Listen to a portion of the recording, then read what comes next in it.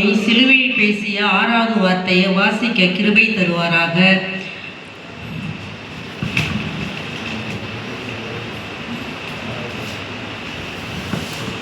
வென்றீரே பிதாவே இவர்களை மன்னியும் என்றீரே, தாகத்தினாலே காடியை அறிந்தி பிதாவை நோக்கி முடிந்தது என்றே, தாகத்தினாலே காடியை அறிந்தி பிதாவை நோக்கி முடிந்தது என்றே, எல்லாம் முடிந்ததென்றே, பிதாவின் சித்தத்தால் எல்லாம் முடிந்ததென்றே. ஜெபம் செய்வோம். கண்களை மூடி. ஏசப்பா, இந்த 5 வார்த்தையை கேட்க இன்றைக்கு தேவன் கிருபை தந்தார். கூடா கோடி சோத்திரம். ஆண்டவரே, இந்த மதிய வேலைக்காய் நன்றி செலுத்துகிறோம் சுவாமி. ஆண்டவரே, இந்த வார்த்தையை பேச எங்களுக்கு ஒரு அப்பா சோத்திரம் சமயங்களை கொடுத்த பாஸ்டம்மாவுக்கும் பாஸ்டையாவுக்கும் சோத்திரம். தேவனாகிய பிதாவானவர் இந்த வார்த்தையின் மூலமாய் கர்த்தாவே எஸ்அப்பா நீர் மகிமைப்படும்படியாய் நாங்கள் செபிக்கிறோம். பேசுவது நாங்கள் அல்ல சாமி தகப்பனே, நீரே என் வாயின் வார்த்தைகளை கர்த்தாவே நீர் பட்ட பாடுகளை அப்பா எடுத்து சொல்லுவதற்கு தேவன் அப்பா நீர் கிருபை செய்யும்படியாய் நாங்கள் செபிக்கிறோம். இயேசுவின் மூலம் வேண்டுகிறோம் நல்ல தகப்பனே, ஆமென். யோவான் 19:30 அதிகாரம். இயேசு காடியை வாங்கின பின்பு முடிந்தது என்று சொல்லி தலையை சாய்த்து ஆவியை ஒப்பு கொடுத்தார். இயேசு எதையெல்லாம் முடித்தார்? பிதாவின் சித்தத்தை செய்து முடித்தார். இந்த பூமிக்கு பிதாவானவர் எந்த நோக்கத்தோடு அனுப்பினாரோ அதையெல்லாம் செய்து முடித்தார். எல்லாம் இந்த சிலுவை முடிந்தது என்று சொன்னபோது அந்த சிலுவையின் கீழே எல்லாம் நின்று கொண்டு இருந்தார்கள். அவர்கள் எல்லாம் என்ன நினைத்தார்கள்? இயேசு என்ற சாமியை முடித்து விட்டோம், இனி இயேசு என்று பெயரே இல்லை, இதோடு இயேசு சகாப்தம் முடிந்தது என்பதாக நினைத்து கொண்டு இருந்திருப்பார்கள். நிறைய பேர் நின்று கொண்டு இயேசு முடித்து விட்டோம், இயேசுங்கிற சகாப்தமே இல்லை என்பதாக நினைத்திருப்பார்கள். ஆனாலும் இயேசு இந்த பூமிக்கு வந்த நோக்கத்தையும் பிதாவானவர் அவருக்கு கொடுத்த சித்தத்தையும் ஒரு வெற்றியின் துணியாக செய்து முடித்தேன் என்று எல்லாம் முடிந்தது என்று சொன்னார். எல்லாம் முடிந்தது என்று சொன்னார். அப்பொழுது அந்த ஆதியாகமத்தில் நம்ம வாசிக்கிறோம், லேவியாகமம் 4:5 வாசிக்கிறோம். ரோம சேவகர்கள் நான் பாவம் செய்தால் பழி கொடுப்பார்களாம். ஆசாரியர்கள் இடத்துல போய் அந்த பழியை ஏதாவது பழுதற்ற ஆட்டுக்குட்டியோ கன்றுக்குட்டியோ ஏதோ ஒன்று கொண்டு போய் கொடுத்து அது பாவம் நிவாரண பழியாக அவர்கள் இடத்துல கொடுப்பார்களாம். அது நம்ம உள்ளே போக முடியாது, வெளியே தான் நிற்கணும். உள்ளேயே அவங்க பலியை செலுத்திட்டு வெளியே பலியை செலுத்திட்டேன்னு சொல்லிட்டு இப்படி ஒவ்வொரு முறையும் செய்வாங்களாம். அந்த பலியை இப்பொழுது நம்ம நேரடியாக இயேசு சாமிக்கு பாவ மன்னிப்பு கேட்கறதுக்கு இயேசு சாமி ஒரே பலியாக நம்ம நேராக பேசுவதற்கு நல்ல ஒரு சமயத்தை கொடுத்து சிலுவையிலே நம்மளுடைய பாவங்களெல்லாம் சுமந்து ஒரு வெற்றியின் துணியாக இயேசு சாமி நம்மளை எபேசியர் 2:16 வாசிக்கலாம்.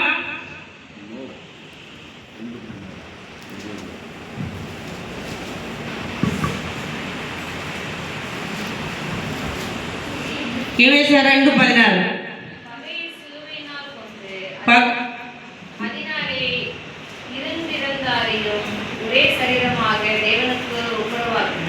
பகையை சிலுவையினால் கொண்டு அதனாலே இரு தினத்தாரையும் ஒப்புரவாக்கினார் என்பதாக வாசிக்கிறோம். ஏசாயா நம்ம அப்போ செய்த போல இல்லாத சிலுவையிலே நமக்கு வந்து பகையை சிலுவையினால் கொன்று இப்போ இயேசுவோடு நேராக பேசுகிற ஒரு நல்ல ஒரு பாக்கியத்தை தேவன் வெற்றியாக நம்மளுடைய பாவங்களையும் துக்கங்களையும் சுமந்து எல்லா பாவ நிவாரண பலியாக ஒரு வெற்றியின் துணியாக ஆண்டவர் சிலுவையிலே செய்து முடித்தார். நம்ம நேரடியாக அந்த பழைய காலத்தில் செய்தது போல அல்லாமல் நம்ம வந்து புதிய ஏற்பாடு காலத்தில் இப்போ வந்து இப்படி செய்வதாக இப்படி ஒரு நல்ல ஒரு சபைகளை தேவன் கொடுத்து நம்மளுடைய பாவங்களுக்காக ஒரு வெற்றியின் துணியாக சில என்பதை நம்ம நினைவில் கொள்ள வேண்டும். ஏசாயா 53 ஏசாயா 53:3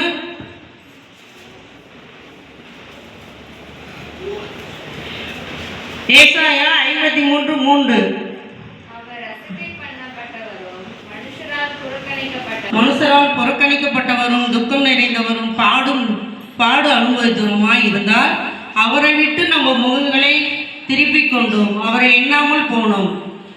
அவர் வந்து நம்ம என்ன சொல்றாங்கன்னா, அவர் ஆண்டவரால் அசட்டை பண்ணப்பட்டு இருந்தாரா, தேவனால் பிதாவினால் புறக்கணிக்கப்பட்டு இருந்தார் என்று நம்ம எண்ணினோம். அப்படி அல்ல, ஆண்டவர் நமக்காக புறக்கணிக்கப்பட்டு அடிக்கப்பட்டு நொறுக்கப்பட்டு இருந்தார். நம்ம பாவங்களை போக்குறதுக்காக இந்த பூலோகத்துக்கே வந்தார். பிதாவானவர் சொல்லி முடித்து எல்லா காரியங்களும் செய்து முடித்து தேவன் ஒரு வெற்றியின் துணியாக இந்த சிலுவையிலே கர்த்தர் நமக்காக செய்த ஒரு தேகம் பெரிய, இது யாராலையும் செய்ய முடியாது. அப்படி ஒரு கடவுள் இருக்கிறாருன்னா நம்ம இயேசுசாமி ஒருவராக தான் இருப்பார். அந்த வெற்றியின் துணியிலேயே நம்மளும் நம்ம வாழ்க்கையின் ஓட்டத்திலே ஓடும்போது நல்ல வாழ்க்கையை வாழ வேண்டும். நமக்கு கொடுத்த வாழ்க்கையை நல்ல போராட்டங்களை போராட வேண்டும். நல்ல ஒரு மனிதருக்கு முன்பாக நல்லா வாழ வேண்டும். இயேசுசாமிக்கு ஒரு சாட்சியாக நம்ம இருக்க வேண்டும் என்பதாக நம்ம புரிந்து கொள்ள வேண்டும். இயேசுசாமி நமக்காக எவ்வளவு கஷ்டங்களும் பாடுகளும் துக்கங்களும் நிறைந்து சிலுவையிலே வெற்றி சிறந்து தேவன் நமக்கு நேரடியாய் தேவனிடத்துல இப்போ எந்த இடத்துல இருந்து கூப்பிட்டாலும் தேவன் நமக்கு வருவார், வந்து நமக்கு குரலை கேட்பார். அந்த பழைய காலத்தில் அப்படி அல்ல. அந்த ரோம சேவகர்கள் எல்லாம் கொண்டு போய் ஆசாரியர்கள் இடத்திலே கொடுத்து அவர் ஒரு திரைக்கு உள்ளே நின்று அங்கே அவங்க வந்து இந்த பாவ நிவாரண பலி, இந்த பழுதைட்ட ஆட்டுக்குட்டி கண்டுக்குட்டியை கொடுப்பார்களாம். அவங்க உள்ளே இருந்து அந்த பலியை செலுத்திட்டு வெளியே வருவாங்க. நம்ம வெளியே தான் நிற்கணும்.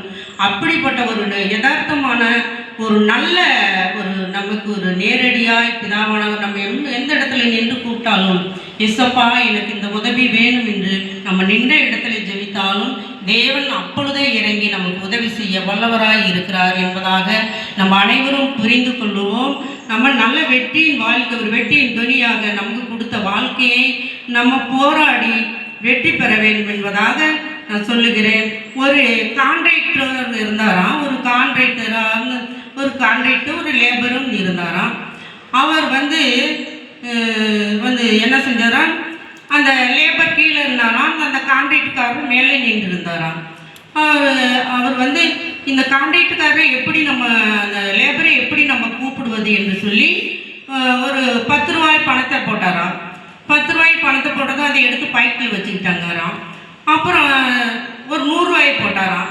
அந்த 100 ரூபாயை எடுத்து பைக்கில் வச்சுக்கிட்டாராம். இனிமேல் நம்ம போட முடியாது, பணத்தை போட போட எடுத்துக்கிட்டே இருக்காரு, நம்மளை அண்ணாந்து பார்க்கவே இல்லையே அப்படின்னு சொல்லிட்டு அந்த கான்ட்ராக்டுக்காரர் என்ன செஞ்சாராம், ஒரு கல் எடுத்து போட்டாராம்.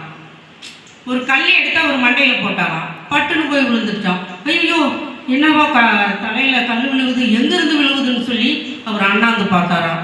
அப்பொழுது அவர் அண்ணாந்து பார்த்ததும் கான்ட்ராக்டுக்காரன் பேசினாராம், இந்த லேபரும் அந்த கான்ட்ராக்டுக்காரரும் பேசினாராம். இதில் அது இந்த ப்ராப்ளம் சால்வ் ஆகிட்டான். இப்பொழுது நம்ம என்ன செய்கிறோம்னா, கடவுளை அதிகமாக நோக்கி பார்க்குறதே இல்லை. நமக்கு நன்மை செய்கிறார் என்பதாக நம்ம ஜெபிக்கிறதில்லை, ஆண்டவரை தேடுவதில்லை, அதிகமாக நம்ம கடவுளிடம் நம்ம பக்தியாக இருப்பதில்லை. நமக்கு ஏதாவது ஒரு வேதனை வரும்போது தான், இந்த கதை எதுக்கு சொன்னா இதுதான் உதாரணம். நமக்கு ஏதாவது வேதனை வரும்போது அப்பொழுதுதான் தேவனை நோக்கி நம்ம பார்க்குறோம். அப்பொழுதுதான் தேவனே எனக்கு இந்த உதவி செய்யுங்க அப்படின்னு சொல்லி நம்ம கூப்பிடுறோம். அப்படி அல்ல, நம்ம எந்த நேரமும் ஆண்டவரிடத்திலே போராடி ஜெபிக்க வேண்டும். இல்லாதவர்களுக்கு உதவி செய்ய வேண்டும். மனத்தாழ்மையாய் இருக்க வேண்டும். நல்ல ஒரு ஏசப்பாவுக்கு சாட்சியுள்ள பிள்ளைகளாய் நம்ம வேள வேண்டும். அப்படின்னா ஏசப்பா எவைகளெல்லாம் சலித்து ஒரு வெற்றியின் துணியாக சிலுவையிலே மரித்தாரோ அதுபோல நம்மளும் நல்ல போராட்டத்தை போராட வேண்டும். எபேசியர் 6:12 வாசியுங்கள். ஏனெனில் மாம்சத்தோடும் இரத்தத்தோடும் அல்ல, குறைத்தனங்களோடும் அதிகாரங்களோடும் இப்பிரபஞ்சத்தின் அந்தகார லோகாதிபதிகளோடும் வான மண்டலங்களில் உள்ள பொல்லாத ஆவிகளின் சேனைகளோடும் நமக்கு போராட்டம் உண்டு.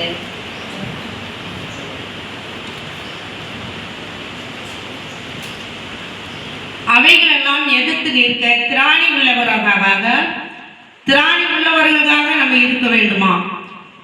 மாம்சத்தோடு இரத்தத்தோடும் அல்ல, இப்பிரபஞ்சத்தின் லோகாதிபதியோடு எதிர்த்து நிற்க நம்ம திராணி உள்ளவர்களாக தேவ பக்தியோடும் ஜெபத்தோடும் நம்ம இருக்கணும்னு எபேசருக்கு எழுதின நிறுவனம் 6:12 சொல்லுகிறது. அப்படி நம்ம விசுவாசத்தோடு நல்லா எதிர்த்து நிற்கிறவர்களாய் நம்ம நிற்க வேண்டும். தீமத்தேயு 2 தீமத்தேயு 4:7 நல்ல போராட்டத்தை போராடினேன், ஓட்டத்தை முடித்தேன், விசுவாசத்தை காத்து கொண்டேன். இது முதல் நீதியின் கிரீடம் எனக்கு வைக்கப்பட்டிருக்கிறது. நீதியுள்ள நியாயாதிபதி எனக்கு அந்நாளிலே எனக்கு மாத்திரமல்ல, அவர் பிரசன்னமாய் தலைப்புக்கு யாவருக்கும் அதை தந்தருள்வார். நல்ல போராட்டத்தை போராடினவர்களுக்கு நீதியின் கிரீடம் வைக்கப்பட்டிருக்குதாம்.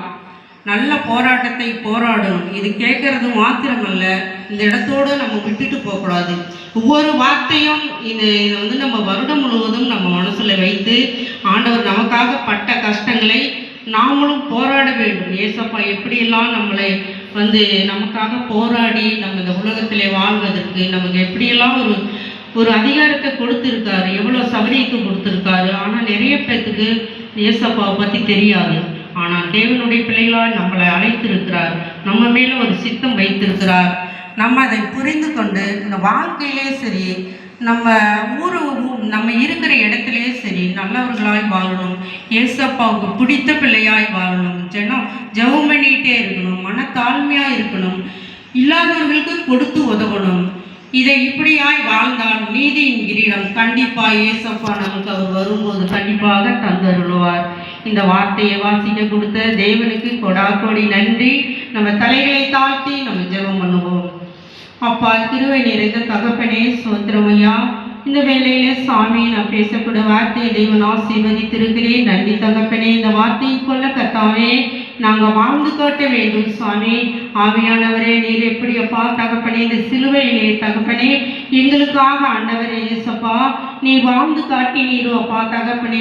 ஒரு வெட்டியின் துணியாய் சிலுவையிலே அப்பா நீர் வென்று எடுத்தீரே எங்களை கர்த்தாவே. அதே போல சுவாமி உமக்கு சாட்சியாய் நாங்கள் ஆண்டவரே வாழ எங்களுக்கு கிருபை செய்யும் சுவாமி.